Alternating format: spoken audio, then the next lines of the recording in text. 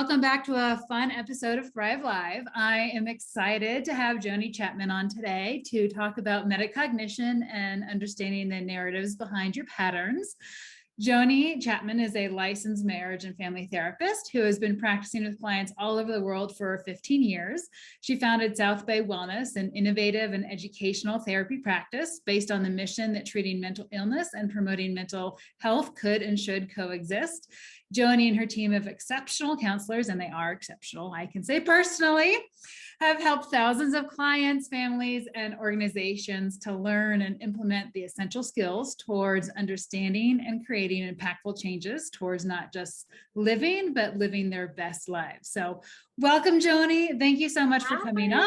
We're so excited to have you here. Thank you so much for having me. I know we've been talking about doing this forever, and I'm so excited to be here and just share this information with everyone. So thanks for having me.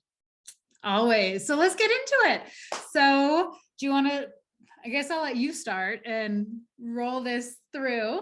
Yeah, it's a simplistic sounding topic that has big roots, as you know, to it. So feel free to kind of pause me and ask questions and diving deeper. And hopefully some of the little visual prompts that we've got going will kind of help do what I feel like I do best, taking these really big, wide concepts and just making them very bite-sized, digestible, easy to understand. So I like to start out with just the basic function of this beautiful thing that we call our brain.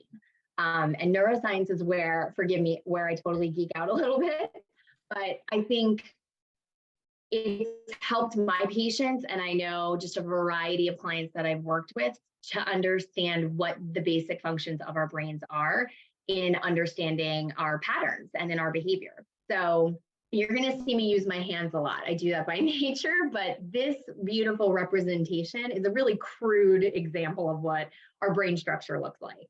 And when we think about our brain, kind of what it's capable of, what it does, it is referred to in two ways by me in this process called closed lid and flipped lid.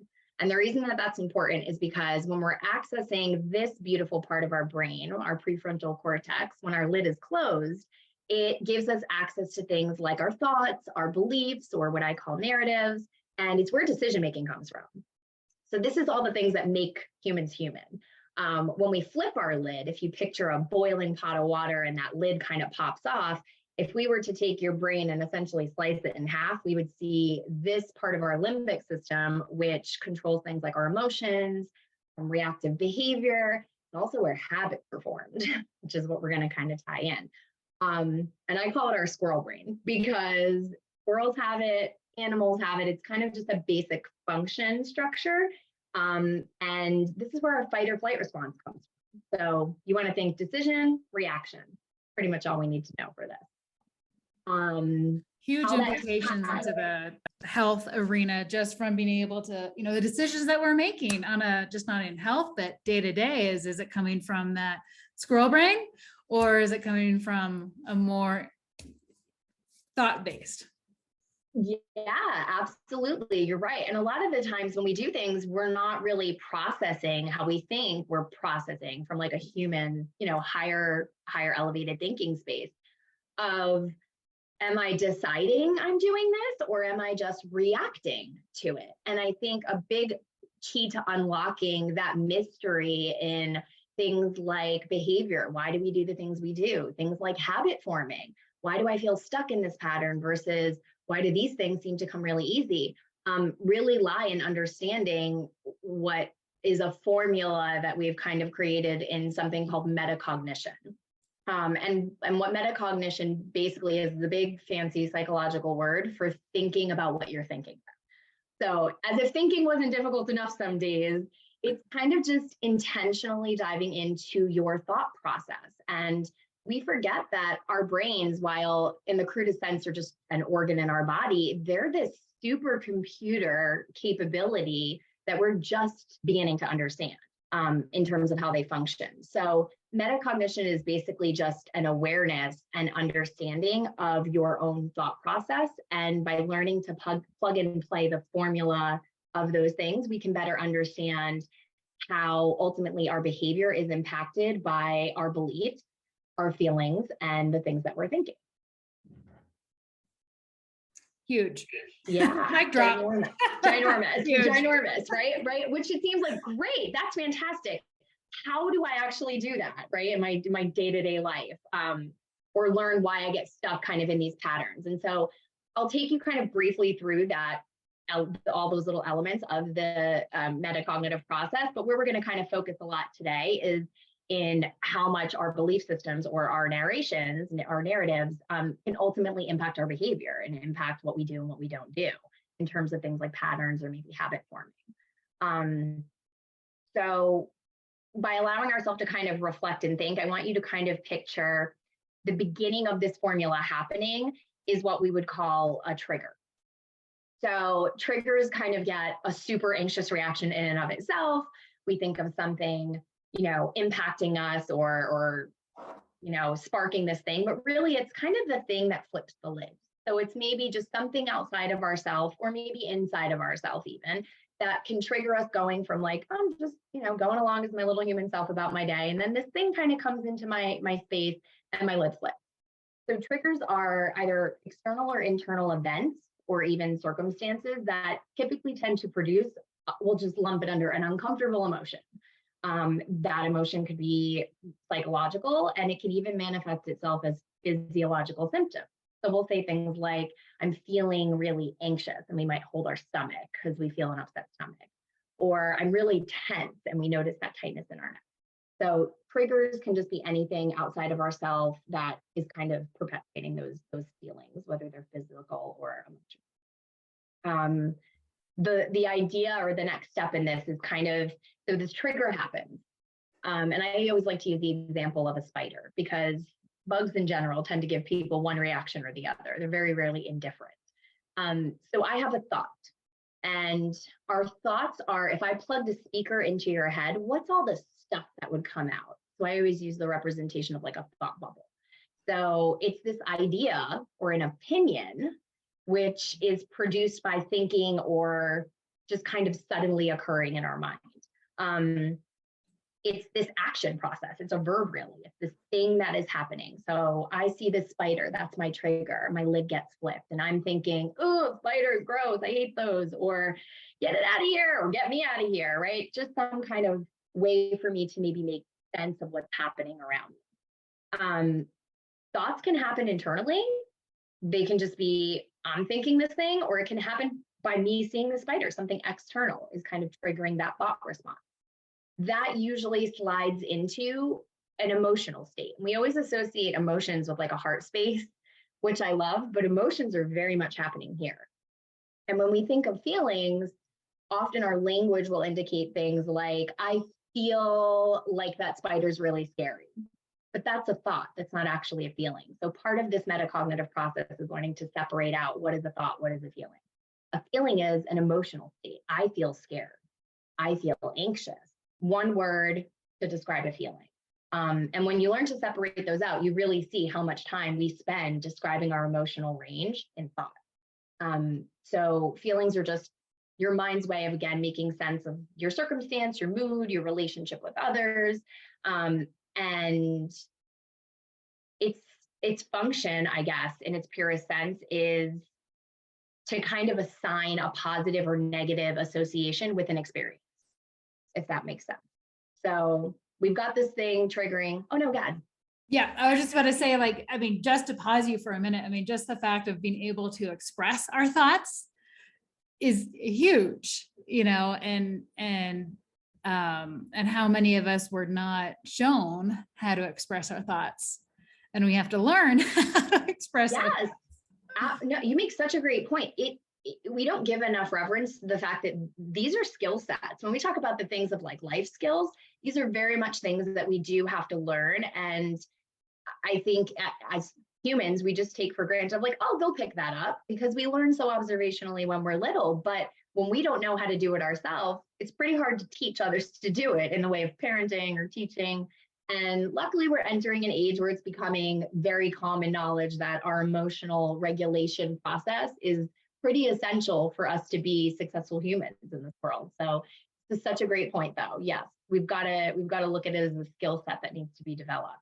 And in doing that, we better have a capability of understanding why some of the things that becomes obstacles or challenges for us are obstacles and challenge. Separating out a feeling and a thought allows me to say, that's just something I'm thinking, or that's just something they're thinking. That's just an opinion. It's just a thought. My feeling about it is really indicating of probably something I need in terms of caretaking, right? If I'm feeling scared, I need to have myself feeling safe in order to proceed, right? So really understanding, I think, more of what I always refer to as like the function. Like, what's the reason we have a thought? It's to form an opinion. What's the reason we have a feeling? It's an indicator of where I am. Am I flipped? You know, am I scared? Am I in a fight or flight mode, or am I in a decision-making mode? And that can be really powerful when it comes to making some of those bigger behavioral changes, which is where we typically identify problems existing in our life. Why do I always do this? Why can't I get myself to do that? The function really is in understanding this process, not just trying to deal with the aftermath of a behavior, if that makes sense. Yeah. So where do we go from there? We see a spider, it triggers us. We have some thoughts and opinions about it. We have some feelings about it. So why does any of that matter? Because the operating system, or the code that gets written in this supercomputer, is being driven by our belief system. And our belief system, and this is referred to in psychology as like our cognitions, our cognitive schemas, but our beliefs are, I like to call them narratives, because it feels like the story that we write. And in our experience with ourselves and in our interactions with the world, we end up, if you picture your brain as being like a large stack of library books, we write these books about our experience. And because our brain is so fast acting supercomputer, it needs to find shortcuts to conserve energy. So I can't see a dangerous animal in front of me and stop and wonder and pause and think, right? From a survival perspective, I got to decide quick. Am I running? Am I staying? Am I pretending I'm bigger than I am as a defense mechanism? Am I hiding in the corner and hoping I disappear? I have to make those decisions quick, because from the squirrel brain perspective, that's how I survive. I mean, quite literally survive. Where it gets tricky is emotional survival lives here too. So when I want to feel emotional security and I want to feel emotional safety, it operates from that same fight or flight place in our brain. And our squirrel brain doesn't know the difference between emotional safety or emotional threat and physical safety and a physical threat. So it reacts versus decides. So why is that important? Well, that makes you think about how much of our day are we living in that survival mode? Yeah, on autopilot, just reacting, right? If we really sat there and said, am I deciding to pick up the toothbrush with my right hand because I'm right hand dominant, because that's the way it always was? Then that's why when you'll hear things in psychological studies about like the aging brain, and it talks about the importance of neuroplasticity, like doing crossword puzzles using your left hand instead of your right hand. That's where that stuff becomes really important, because you're challenging the brain to grow and become more plastic or flexible instead of rigid. Metacognition helps you achieve that, but you don't have to wait till early onset Alzheimer's to start using these skills, is what research is realizing. So our belief system, or our narrations, are super important, because they basically, to define them, it's either whether we're accepting that a statement is true or that something exists in its purest sense. It's also where we build things. Our belief systems build trust and confidence either in someone or something. So it's really the deciding factor behind what we're telling ourselves that is truth. Again, from that squirrel brain is truth. And ultimately, if you took this and looked at it as kind of a formula for behavior, something happens, a trigger happens. We have a thought, we have a feeling, we have a belief that we hold about it. And if you plug those things together, you usually see a behavior. Behavior can be action, something I do.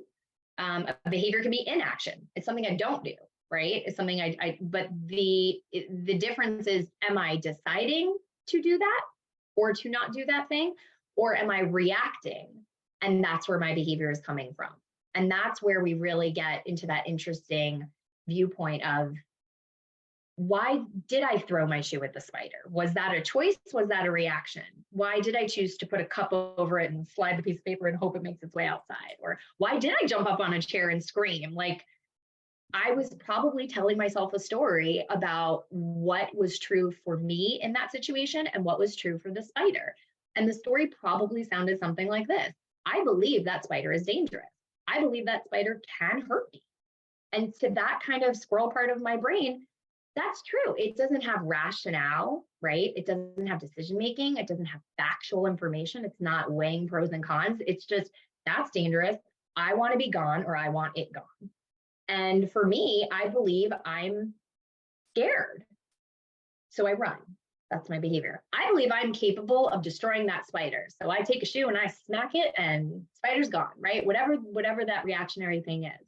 But it's a response to a particular situation or a stimulus. That's behavior in and of itself.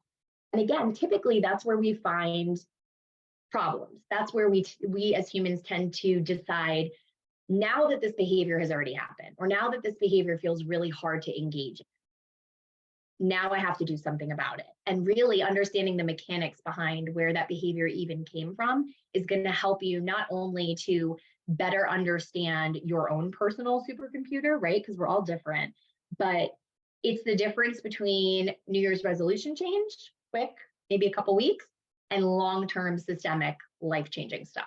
Really changing habits, really understanding how we can get in our own way or allow the outside world to get in our own way, and really, really create change. Which goes so deep of understanding, who is getting in our way, why they're getting in the way. Yeah, absolutely. You can't change it until you know that. Right. And so instead of it becoming kind of like Band-Aid on a broken leg, where we're just, well, I'll just take care of this behavior for now, or I'll just, implement this behavior to undo whatever didn't work for that other behavior. So to put context to it, it can be, well, because I really wanted to implement this exercise routine, but I can't just seem to, wake up in the morning, I'll implement another behavior. I'll set 3 alarm clocks all over my house, and then I'll have to get up and do it. And it might work. And usually to this part of the brain, it doesn't care about what's the best option. It just cares about the fastest option.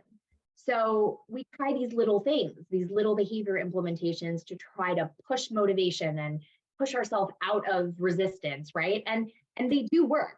I'll be honest, they do work initially. But then when they fade, or the same resistance point comes up, or well, that behavior no longer works because it's not the fastest option for that part of the brain, then I'm stuck, or then I'm reverting back to an old behavior or an old pattern.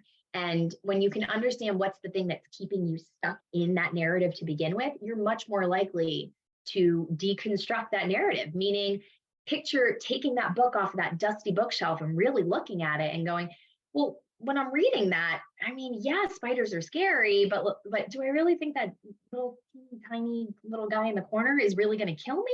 Like, once you say it out loud and once you address it, it's almost like you rip the page out of the book and you write a new page that says, while I really don't like spiders, ew, gross, little tiny spiders, not going to kill me. Crazy looking neon colored poisonous spiders out in the jungle, then maybe we'll have a little bit more of a behavioral reaction. But it really gives you a little bit more of that focus and understanding, so you feel back in the driver's seat instead of letting things like our thoughts, which are our assumptions and our assessments, or our feelings, which are just emotional reactions, run the show. You really do get to think of things thoughtfully, intentionally, and decisively, I think, which is more important. Now, I'm not saying any of that's easy. It definitely takes work, because you have to challenge narratives that may have been written in that book for your whole life. But unlearning is a huge part of any really good, worthy self-investment in your own development. It's learning what doesn't work, what doesn't apply, what isn't functional anymore. And when you can pinpoint those things and pull them out, you're much more likely to see not just effective change, but long-term lasting change. Yeah, it's a root cause approach to truly changing how, not just how we show, well, yes, one, how we show up to the day, but how are we walking through our day? How are we going to design our life? If we want to design our life, we have to understand how it has been designed, and it brings in that awareness.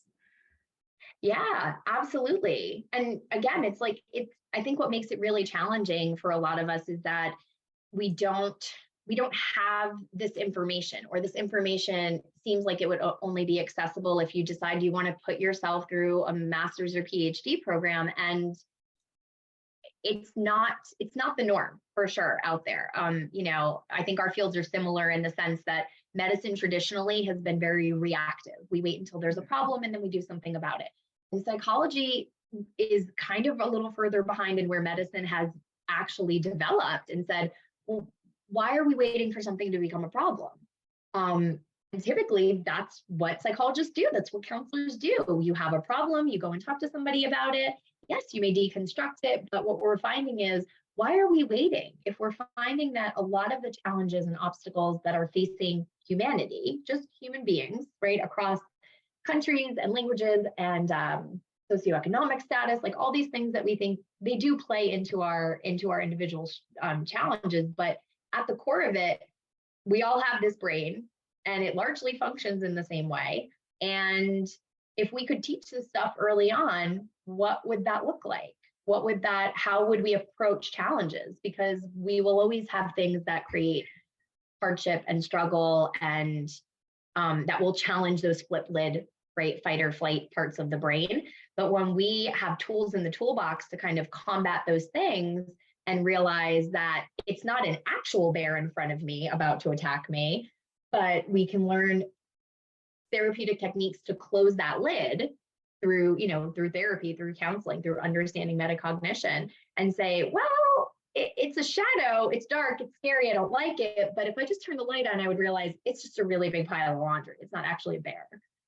Now we're deciding what we're going to do instead of maybe having a reaction that then leads to a behavior that we're dissatisfied with or has a dissatisfactory outcome. Right. Metacognition is, put in other words, is changing our brain patterns to change how we respond to stressors, so that we effectively improve how we respond, and we come from a place that is more rooted in intention, awareness, thoughts, beliefs, not out of that reactive state.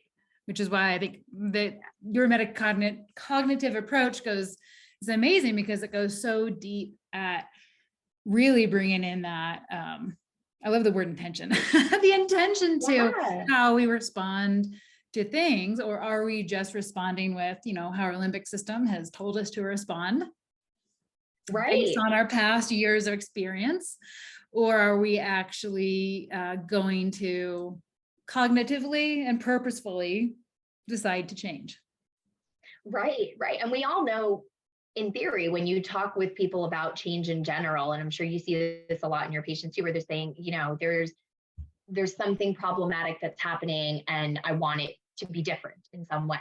We ultimately know, if you sat down with anyone, from 3 to 93, and said, well, if you want something to be different, what do you think has to be different? And most people instinctually will give an indicator that it is self-thwarting, meaning I know that I need to probably be involved in some way in that change to happen, if that change directly impacts myself.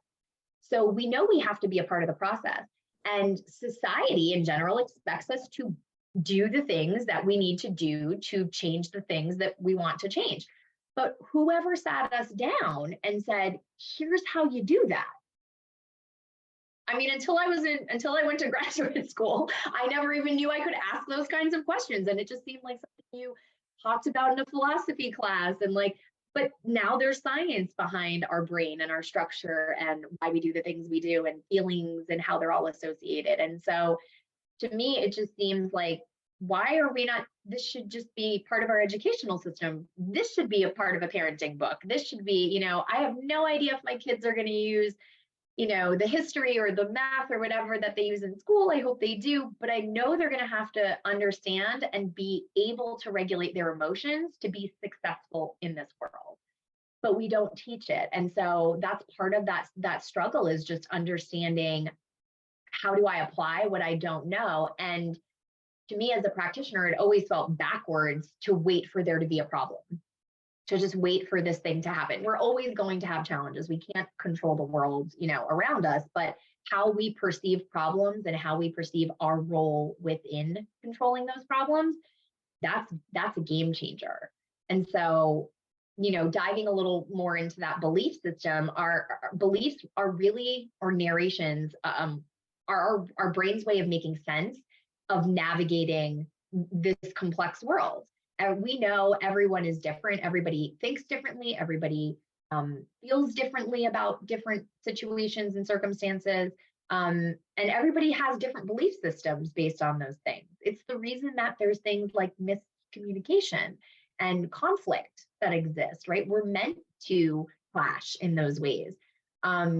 Beliefs are, generally defined as like convictions that are held in our mind as being true. So you picture, this little squirrely part of our brain where we're young children and our beliefs are just getting formatted and developed. And that's truth. Like, you can't tell me there's not a monster under the bed. You can't tell me Santa Claus isn't real. You can't tell me Elsa's not a real person living somewhere, off in a cold place. It's belief. It's held as a conviction. And until we get older and other people and the world starts to challenge those beliefs, that's really our first experience with somebody going, who says? Or, well, I think differently. I have different proof. I have a different experience. And we start to kind of compare belief perspectives, or just butt heads with other people's belief perspectives. But that belief challenging is inevitable out in the world. So when we're not taught how to challenge our own internal belief systems, it's almost like we set ourselves up to fail a little bit, or we just set ourselves up to have a harder time, because the world's going to challenge us. I mean, even my kiddos who are in elementary school, like, they're getting their stuff challenged all the time.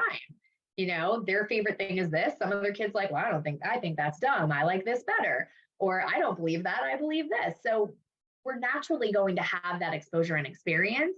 It only benefits us to teach ourselves and to understand better, I think, how to navigate through that process. So those, how do these narrative pattern or narrations ultimately impact these patterns, right, that we have, or our habits and how they form? They're playing this significant role, usually through kind of 4 key, indicators or actives. So we have this idea of self-perception. And that's just simply how I perceive myself. What do I believe about me?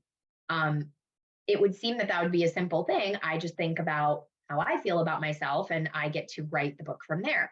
The problem with that is humans are very self-aware. We're not squirrels. Squirrels probably have a great self-perception. I'm this thing that needs to get food and shelter, and that's about as deep as it goes. But humans know to, or have the ability to compare ourselves, to input feedback from other people. And now our self-definition gets a little skewed at times. There's also the idea of self-efficacy, which basically just means, how do I perceive, or what do I believe about my capability in interacting with this world? Do I believe I'm capable of doing XYZ behavior, or I'm capable of thinking this thought? So our capability plays a lot into how we shape our narratives, which ultimately, will impact how we shape our beliefs or our patterns or behaviors. Then there's this concept of our locus of control, which is basically, how do I define things I actually have control over internally versus things that I may or may not have control over externally, and the wisdom to know the difference, right? What do I actually have control over in here versus what I might not have control over, but I'm working really hard to try to control outside of myself? That's probably the biggest one that I see in terms of habit forming, is the unlearning of letting go of what we don't really have control over. That's a good one. Yeah. And the accepting of the responsibility of myself. That's huge. That's absolutely huge. I think of just being able to say, I can't control the way that you feel about that, but I can control what I choose to do next. seems like such a simple thing, but really putting it into play without the skill set behind it can be extremely challenging, for everyone. And then the fourth concept is just straight up hating on yourself, what we would call like maladaptive thinking or maladaptive belief. Like, because I can't do one thing, we say these globalizing, crappy narrations about ourselves. I'm a failure. I'm never going to be able to. I'm always going to, right? And when we encapsulate our entire whole self as all this or all that, it kind of forces us into that flip lid, dichotomous world of black and white, right? You're either, it's always, it's never, there's no room for humanity. And the truth about humanity is we're just more complex than squirrels. Like, it can be always, it can be never, it can also be sometimes. And it can be on Tuesdays, and it can be when it rains, and it can be, there's just way more in that gray area than we're capable of seeing. And if we're living in this, like you mentioned, like how often do we live here in this fight or flight kind of reactive state? It's not that we don't want to see the in-between or the gray area or all of the choices, it's that we can't. If we took neuroimaging and really like looked at what your brain looks like when we're in this activated fight or flight state, these parts of your brain that do decision making, I mean, they almost turn off completely. So because it's a safety mechanism that is built into our brain for survival. So even if it's this perceived threat or this emotional threat, I do what I have to do to survive, which means I'm not deciding or analyzing or thinking rationally. I'm just trying to get out of here or trying to take care of myself. So yeah, it's an interesting point you bring up. I think we're all living here a lot more than we think we are. For sure. Yeah. Yeah. And I think, I mean, so often when it comes to, well, like we've been talking about, but, with creating those long-term habits, that impactful change, it's just really kind of bringing in that awareness of where are we? Are we here? Are we here?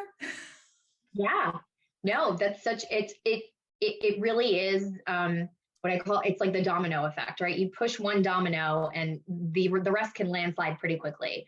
But that recognition of which direction am I about to push the domino? Am I actually in this reactive state?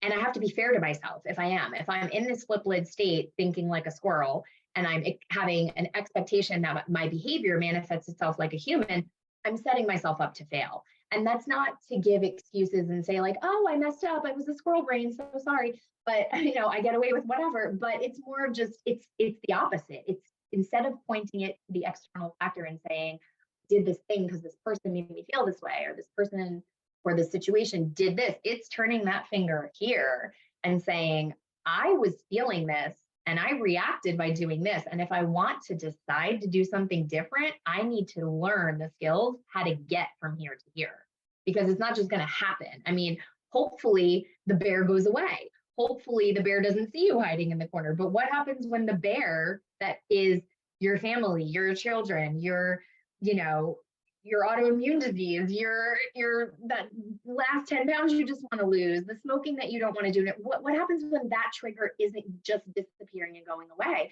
And most of the things that are really challenging us in our life, that are bringing about obstacles that are getting in the way of living our best life and being our most fulfilled life, they're the things that don't go away. They're the things that we can't just put that quick fix on, because eventually it will show back up. And it shows back up because the book is being written the same way, or read the same way, should I say. And so it's being expressed in our life the same way. So when we can kind of have that willingness to really do that deep dive, like you described, and get to kind of that root cause from a psychological perspective of saying, what is in this dusty old book that's been on the shelf that says, if you're afraid, you better run. And now I take that belief and I apply it to everything that makes me feel afraid. And I wonder why I have these avoidant type behaviors to things that instill fear in me, right? When you can learn to look at those pages and go, wait a minute, now that I'm reading this is actually completely not true. I'm just ripping that page out. Or now that I'm really looking at this, that made sense when I was 5, but it doesn't really track, or it's not really true now in adulthood or even in adolescence. And so that learning process helps you to kind of edit those narrations. And then again, decide what is going to be my thoughtful, like you said, my really intentional new truth that I'm going to learn to write in this book, so that when I am in that state and I go, oh, right, of course, I want to run because for my whole life, I've been reading a page that scary means run, scary means run, scary means run. And my brain needs to just do the path of least resistance. But I know where that takes me, and it takes me to avoidance. And if I avoid everything, I don't get to experience the things that I really love or the things that benefit me the most in life, right? So I got to rewrite that narration, and creating that pattern and that awareness through, learning these tools and really applying your specifics into this, formula. That's where you get to have a new book. And that's where you start to see, wow, that thing that made me feel afraid, I could see the afraid. I could see the afraid, see the fear, acknowledge it, tend to it. I don't try to cover it up and pretend like it's not there. I give it what it needs. And then I go, what are we going to decide to do now that we've acknowledged that you're afraid and you have every reason to be afraid? What are we going to choose to do next? Because we know where avoidance goes. Now, what's the other route? And that's where it's really cool. And that's where doing this for so long and kind of backwards working what traditional psychology would look at, and then watching, tons of people just being able to say, it's insane. Like, I walked into a living room and I just wanted to yell at my kids, and I just went, and my kids knew that means mommy is a squirrel, back off. Or I was able to realize I was here in the middle of a meeting, and instead of going down this road that I would go to, I just excused myself and I said, I have to get water. I went to the bathroom and I kind of took a couple of deep breaths and looked in the mirror and said, your boss is not your dad, or you're a grown up. That's not this situation. And I could deal with it in a different way. And when people are starting to describe their experience with their own metacognitive process, actually yielding different behavioral results, that's my mic drop moment. That feels like getting a Grammy or an Oscar, as a therapist, because I really truly believe that as practitioner in mental health, it's my job to give people the tools that they need to impact change. Dissecting your own narratives and going down the path of your childhood and discussing problems is only going to get you so far. And it's helpful. Don't get me wrong. Traditional therapy is absolutely helpful, but it takes you to a certain place. And I always found myself as a practitioner going, but what are we going to do different tomorrow? How are we going to make tomorrow even 1% better, or even 1% less overwhelming, whatever, that obstacle might be? And in the tools, that I think the proof is in that process. Yeah. And it's this root cause approach of that narrative that helps us make those behavior changes, or how we even identify physiologically to the autoimmune disease, or to kind of like bring it back full picture. Like, this is not just for the listeners, like, this is not just important for our mental emotional balance. This is like groundbreaking to help us change how we are drawn towards sugar, how we decide we want to go running, like you were talking about that. Like, do we have a negative connotation with running, or, what is the narrative behind the choices that we make mentally, emotional, and physiologically that are driving our health forward? Absolutely. Right. Or holding ourselves back, even though we know we very much have this desire, this pull towards healthier. Right? What are the things that are getting in the way? I want it. I know I want my body to feel better. I always love that even our insurance companies, right? We treat our brain and our body like they're separate entities. Like, our brain and our body, there's a reason that when we're not well in our physical body, our mental health suffers. There's a reason why when our mental health is suffering, we see what they call psychosomatic symptoms, right? It's not in your head. Things can happen in your body when things are going on in your mind. They're connected. Absolutely. And to your point, yeah, it is really, it's all that all-encompassing perspective of when we know we want something, or we want change, we want something to be different, even if it is in our best interest from that human perspective. We know eating these foods is going to cause inflammation. We know not eating these foods is going to leave me just feeling better, right? Or leading to this certain physiological result. So why am I struggling to maintain that habit, right? Or I know that doing movement with my body is going to benefit me from a physical or mental health perspective. So why can't I get up and move my body? Or why do I feel guilty if I only do it under certain conditions? And that, I find that a lot in physical change, where we'll deem it, we're only worthy of exercise if it's in a certain structure. It has to be, I've got to be working out for an hour and sweating and sore the next day, versus I only have 20 minutes in my day. I'm going to make sure I move my body and get up and get out of the office. And maybe I stretch. Maybe I just go for a walk with my dog, right? Maybe I just play with my kids in the yard. Maybe I just put on some really loud music and I dance around in my living room. That's all exercise, right? So a huge part of the obstacles is that reframing, like you're talking about. It's that mindful, really intentional, like reframing, rewriting that narrative of what's, I think at one point, long time ago, you referred to this as asking like the why. And that's exactly, I call it like, who says? It's like your bratty little teenager walks in the door, right? It's that part of yourself that wasn't afraid to question anything and everything, right? Who says working out is only for an hour? You know, who says if I don't eat everything healthy, again, who says what's healthy, who's not, all of the time, right? Dichotomous thinking, then it's just not worth it, right? We get stuck in that, well, it's got to be this way. It's got to be this way. And until we learn to kind of challenge that by asking the why, I think the why really speaks to our own internal motivation, our own efficacy, like we were talking about.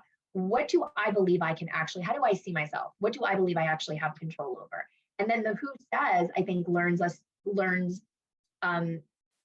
the ability to learn to challenge those narratives and where they're coming from. Is that a narration I created for myself for survival? Maybe when I was younger, maybe when I was in an actual traumatic situation, or is that something I learned from my environment? Was that narration created because that's how it was in my household, or that's how it is at my office, or it's just habit at this point? Or go even bigger, is that just created because that's what society says is this, is that? And I think my patients are shocked to find just how many narratives are running on autopilot that are either very outdated, completely inaccurate, meaning I actually don't believe that at all in this present moment, or not their own. You're like, well, I understand why I think that, like, that's how the world thinks like that. So what do you think? They're like, well, I actually don't believe that at all. Or, yeah, that's what my parents always said, or that's, you know, what I learned in my first job experience, so it must be true. When you learn to extract that and really look at it outside of yourself, there's a lot of auto-subscribing running in the background of narrations that they're just functional. They're functional, they work, they get you to point A to B really quick, and they conserve that brain energy. But what happens is that squirrel brain, remember, it doesn't care about function. It doesn't care what's good for you. It just wants to do it fast. This is where it's like, well, what's the best decision? What's the healthiest choice? What's the thing that's going to get me to the goal that I want, whether that's optimal health or, you know, better lifestyle, whatever the goal might be, by understanding what are the things blocking me in the way of that. And I just had a thought come to me, and not to take us off topic here, but you talk about like the narratives that we get stuck in. Well, also the narratives of medicine, right? Like we look at convention, or I want to say, what do I want to say? I guess like conventional, traditional medical care. Well, what narratives is medicine stuck in? And, you know, do we have to treat thyroid disease the way that we've been treating it? Or can we break that narrative and actually start thinking bigger? Yeah. And I think that's where, you know, outliers and disruptors, we thrive a little bit because we're willing to go. I mean, I always used to say, like, and even as myself, as you know, when I'm the patient, whether it's medicine or mental health, I always find myself interested when, you know, well, here's the approach we take, right? Here's the protocol. And I always find myself wondering, what's the percent, like my geeky scientist kicks in, like, but what percentage does that work for? Because that's statistics love going, you know, 93%. But I'm sitting there going, well, what about the 7% that didn't work for? What about them? What about that percent? Are we just going to say, well, 7% of people just don't get better, don't get healthier, and this protocol does nothing for? but I think you're going to find the percentages are not so, they're not so skewed right now. There's a much larger percent of people who I think are realizing exactly your point, that the traditional narrative of medicine and of mental health and of a lot of things, it's just not fitting, or it's not giving the results that they would like in their life. And so when someone's feeling stuck and you get to a place where you're like, well, we're just going to bend to conventional medicine and hope it works. And for some people it does, and that's fantastic. But when it doesn't, that doesn't feel like enough. And for my patients, and I know you have that same perspective for yours, it's not enough to just go, sorry, hope it gets better. Like, no, we're the one, I want to do the research. I want to know the answers. I want to find a way through, because I think the percentages, it's a lot larger, at least, in terms of the struggle of when it doesn't work, there's got to be a better way. And I think that's where ingenuity comes from, even in our own self-ingenuity, right? The field develops when people question what was, and we develop when we question what was, and does this really work? And why are we only treating it that way? And what if there's this other way and it works? What if it helps somebody? What if it does help a person get unstuck? What if it does help them treat thyroid disease without all these other side effects to worry about? And I think I know it's possible because you're sitting here, with a thriving practice. And so am I doing this kind of work, with people who are kind of going, okay, I've done what is, and I kind of want to go, well, what if there's something else? And what if there's something that can work better, more efficiently, more effective for me? Yep. Always challenging. The questions, the answers that we have. Yes. I always tell people, whether it's like my patients, friends or whatever it is, like, you're kind of a super dork. Yes, I'm a nerd at heart. I am. Absolutely. There's so much to be out there, and there's so little we know about what we know about. And I think that ability to question what we think we know that's what's going to get you to open up to new ideas that are going to be able to actually get things done when things aren't getting done, whether it's in medicine or mental health or your own personal life, of just thinking what if, questioning what you think creates that plasticity, and it'll probably give you the ability to do and try things that you wouldn't have done that will yield a different result. Absolutely. Yep. Yeah. Questioning the narratives everywhere.